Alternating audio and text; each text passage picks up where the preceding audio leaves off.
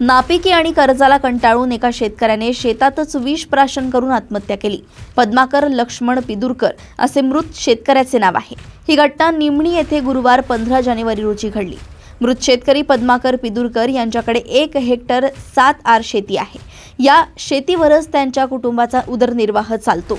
या शेतीवर त्यांनी भारतीय स्टेट बँक शाखा लखमापूरकडून 1 लाख रुपयांचं कर्ज घेतलं। ते आपल्या शेतात कापूस व इतर पिके घेतात। मात्र मागील वर्षी सततचा पाऊस, अतिवृष्टीमुळे लागवडीचा खर्चही निघाला नाही।